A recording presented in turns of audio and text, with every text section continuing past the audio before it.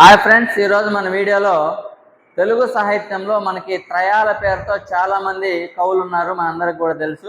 మన కవిత్రయం అనగానే నన్నయ్య, తిక్కన, ఎర్రన మాత్రం మనకు గుర్తొస్తారు. కానీ ముగ్గురు కవులను కలిసి మనం త్రయాలుగా పిలుస్తూ ఉంటాం.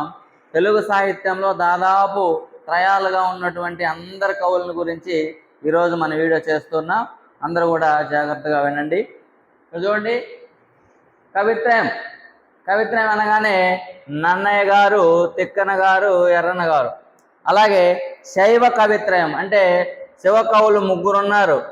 వాళ్ళు మల్లికార్జున పండితుడు, పాల్కురికి సోమన, నన్నెచోడుడు, వీళ్ళు ముగ్గురు కూడా శైవ కవిత్రయంగా పిలువబడుతూ ఉన్నారు. అలాగే పండిత త్రయం అంటే ముగ్గురున్నారు. వాళ్ళు మల్లికార్జున పండితారాధనుడు, శివలంక మంచన గారు, శ్రీపతి పండితుడు. అలాగే శతకాలు కూడా శతకత్రయం అని ముగ్గురిని పిలుస్తారు. వాళ్ళే మల్లికార్జున పండితుడు, యథావాకుల అన్నమయ్య, పాల్కురికి సోమన గారు.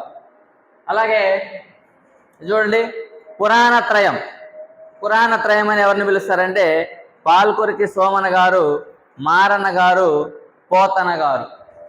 అలాగే కన్నడ త్రయం పంప కవి, పొన్న కవి, రన్నడు. అలాగే నవ్య కవిత్రయం అని కందుకూరి వీరేశలింగం గారిని అంటారు. అలాగే సూర్యని అంటారు, కొక్కొండ వెంకటరత్నం గారిని అంటారు అన్నమాట. అలాగే చూడండి, పద కవిత్రయం ఎవరంటే అన్నమయ్య గారు, త్యాగయ్య గారు, క్షేత్రయ్య గారు. అలాగే వ్యాసత్రయం సామినేని ముద్దు నరసింహం, పరవస్తు వెంకటరంగాచార్యులు, జియ్యరు సూరి. అలాగే మునిత్రయం అంటే తెలుగులో ఉన్నారు, అలాగే సంస్కృతంలో కూడా ఉన్నారు. మునిత్రయం తెలుగులో వచ్చేటప్పటికి నన్నయ్య, అధర్వణ పండితుడు, అహోబల పండితుడు. అలాగే మునిత్రయం సంస్కృతం అన్నమాట. పాణిని మహర్షి, కాత్యాయనుడు, పతంజలి.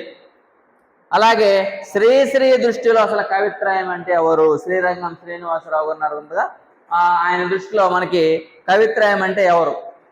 తిక్కన, వేమన, గురజాడ అప్పారావు. ఈ బిట్ చాలా వెరీ ఇంపార్టెంట్, చాలాసార్లు అడుగున్నారు. కాబట్టి కవిత్రయం అనగానే మనకి నన్నయ్య, తిక్కన, ఎర్రన మాత్రమే గుర్తొస్తారు. కానీ ఇక్కడ శ్రీశ్రీ దృష్టిలో కవిత్రయం అంటే ఎవరంటే తిక్కన గారు, వేమన గారు, అలాగే గురజాడ అప్పారావు గారు.